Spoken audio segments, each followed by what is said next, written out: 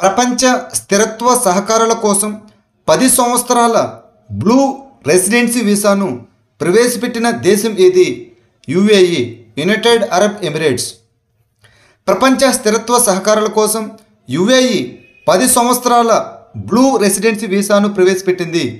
UAE blue residency visa అనేది పర్యావరణ పరిరక్షణ, స్థిరత్వం మరియు స్వచ్ఛమైన శక్తికి గణనీయమైన కృషి చేసే వ్యక్తులను లక్ష్యంగా చేసుకొని 10 సంవత్సరాల రెసిడెన్సీ కార్యక్రమం.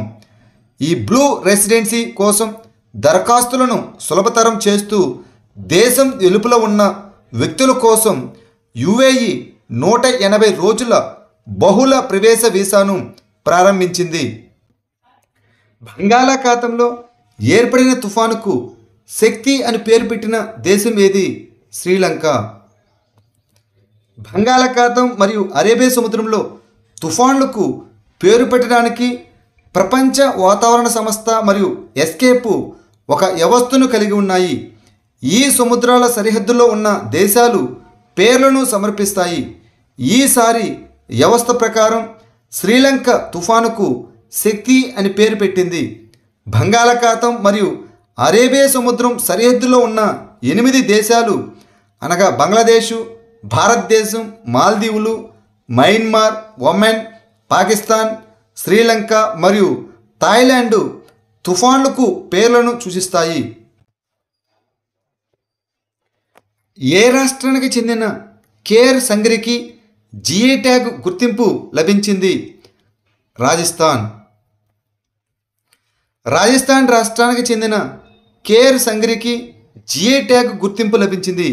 ఈ కేర్ సంగ్రికి అనేది రాజస్థానీ సాంప్రదాయ పదార్థం, ముఖ్యంగా ఊరగాయల్లో మరియు సబ్జీలో కీలకమైన పదార్థంగా ఉపయోగించబడుతుంది.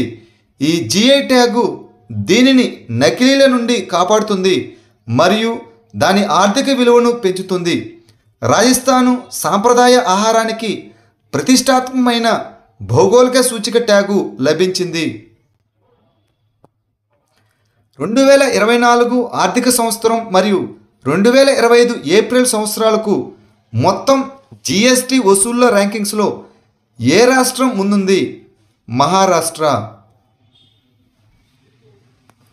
భారతదేశం యొక్క సంక్లిష్ట పన్ను వ్యవస్థను సరళీకృతం చేయడానికి మరియు ఏకీకృతం చేయడానికి జూలై 1, 2017న వస్తువులు మరియు సేవల పన్ను అనగా జిఎస్టి ప్రవేశపెట్టబడింది.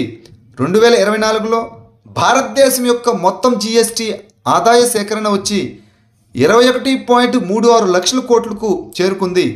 ఇది జిఎస్టి ప్రారంభించినప్పటి నుండి అత్యధికం. ఆర్థిక మంత్రిత్వ శాఖ ప్రకారం 2024 మరియు ఏప్రిల్ 2025లో జిఎస్టి వసూల్లో మహారాష్ట్ర అగ్రస్థానంలో ఉంది. ఏప్రిల్ 2025లో గుజరాత్ అత్యధిక వృద్ధిని నమోదు చేసింది మరియు 14,970 కోట్ల వసూలు సాధించింది. ప్రస్తుతం ఉన్న పాఠశాలను ఆధునిక మౌలిక సదుపాయాలతో మోడల్ పాఠశాలలుగా అప్గ్రేడ్ చేయడానికి ప్రారంభించిన పథకం పేరు ఏమిటి? పిఎం శ్రీ పథకం. PM schools for rising India అనగా పిఎం శ్రీ పథకంలో కేరళ పాల్గొనకపోవడానికి పేర్కొంటూ కేంద్రం విద్యా పథకాలకు 1,500 కోట్లు నిలిపివేసిన తర్వాత కేరళ సుప్రీంకోర్టును ఆశ్రయించాలని నిర్ణయించింది. ఈ పిఎం శ్రీ అనగా ప్రధానమంత్రి స్కూల్స్ ఫర్ రైజింగ్ ఇండియా మరియు దీనిని 2022లో కేంద్ర ప్రాయోజిత పథకంగా ప్రారంభించారు. జాతీయ విద్యా విధానం 2020ని అమలు చేయడానికి ఎంపిక చేసిన పాఠశాలను మోడల్ సంస్థలుగా అప్గ్రేడ్ చేయడం దీని యొక్క లక్ష్యం. ఈ పథకం 2022-23 నుండి 2026-27 వరకు నడుస్తుంది.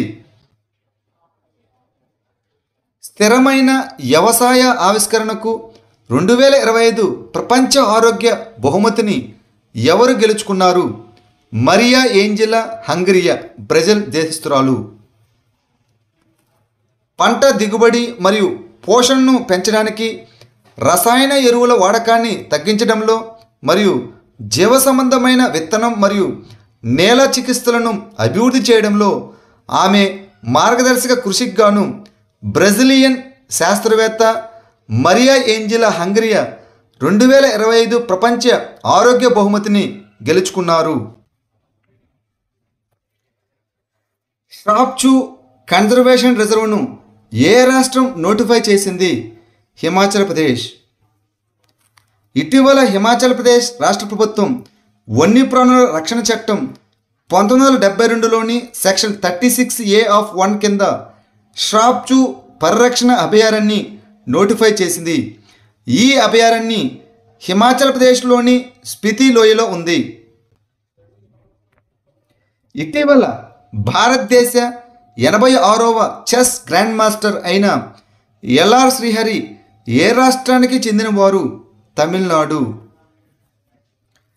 చెన్నైకి చెందిన 19 ఏళ్ల ఎల్ఆర్ శ్రీహరి భారతదేశం యొక్క 86వ గ్రాండ్ మాస్టర్ టైటిల్ను సాధించాడు. ఆసియా వ్యక్తిగత ఛాంపియన్షిప్లో తన చివరి నార్మును సాధించాడు.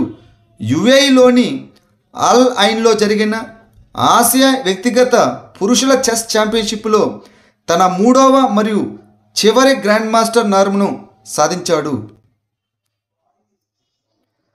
పాకిస్తాన్లోని బలూచిస్తాన్లో తొలి హిందూ మహిళ అసిస్టెంట్ కమిషనర్గా ఎవరు నియమితులయ్యారు? కాశిష్ చౌదరి.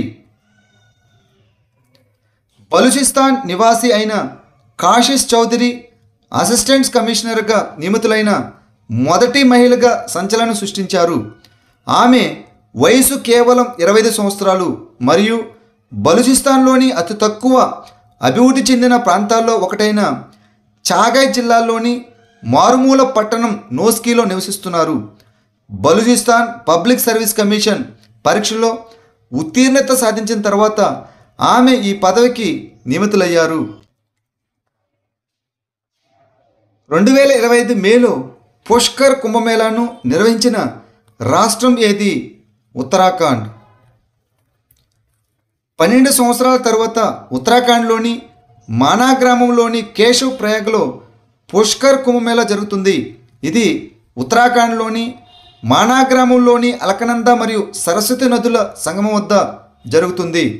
వేదవ్యాసుడు ఇక్కడ మహాభారతాన్ని రచించినందున ఈ ప్రదేశం ఆధ్యాత్మికంగా ముఖ్యమైనది. రామానుజాచార్య మరియు మధ్వాచార్య వంటి సాధువులు ఈ ప్రదేశంలో సరస్వతీదేవి నుండి దైవిక జ్ఞానాన్ని పొందారని నమ్ముతారు. ఇతర కుంభమేళాల కంటే చిన్నది అయినప్పటికీ ఇది చాలామంది వ్యక్తులను ముఖ్యంగా దక్షిణ భారతదేశం నుండి ఆకర్షిస్తుంది. చెంచు తెగ ప్రధానంగా ఏ ప్రాంతంలో కనిపిస్తుంది? నల్లమల్ల అడవి ప్రాంతాల్లో. తెలంగాణ ప్రభుత్వం ఇటీవల చెంచు గిరిజన కుటుంబాల పరిస్థితులను మెరుగుపరిచేందుకు 10,000 ఇందిరమ్మ ఇళ్లను మంజూరు చేసింది. చెంచులు ప్రధానంగా ఆంధ్రప్రదేశ్లోని నల్లమల అడవి ప్రాంతాల్లో నివసిస్తున్న ఆహార సేకరణ తెగ. వారి ఒంటరి జీవనశైలి మరియు తక్కువ అభివృద్ధి సూచికల కారణంగా వారిని ప్రభుత్వం ప్రత్యేకంగా దుర్బల గిరిజన సమూహంగా అనగా పీవీటీజీగా వర్గీకరించింది. ఈ చెంచులు తెలంగాణ, కర్ణాటక మరియు ఒడిశా ప్రాంతాల్లో ఎక్కువగా కనిపిస్తారు. చెంచు అని కూడా పిలువబడే వారి భాష ద్రావిడి భాషా కుటుంబానికి చెందినది మరియు చాలామంది తెలుగు కూడా మాట్లాడుతారు. చెంచు గ్రామాన్ని పెంట అని కూడా పిలుస్తారు. సముద్రయాన్ మిషన్ కోసం దేశీయంగా అభివృద్ధి చేసిన సబ్మెర్సిబుల్ వాహనం పేరు ఏమిటి? మత్స్య 6000.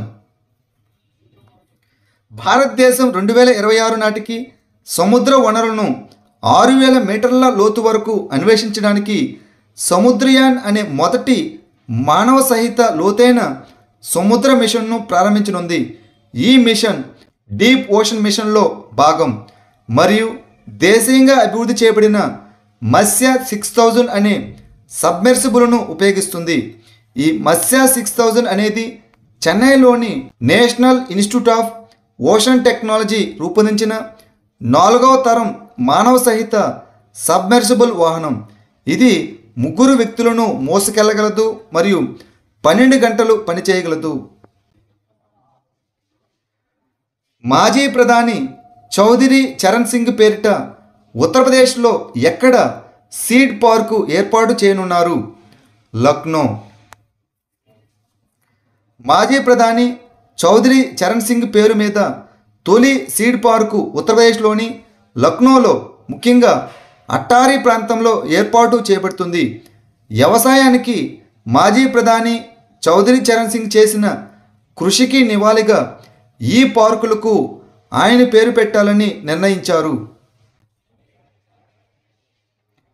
భారతదేశం మరియు ఏ అంతర్జాతీయ సంస్థ సంయుక్తంగా సముద్ర ప్లాస్టిక్ చెత్త మరియు వ్యర్థాల నుండి హైడ్రోజన్ వరకు పరిశోధన కార్యక్రమాలను ప్రారంభించాయి? European union.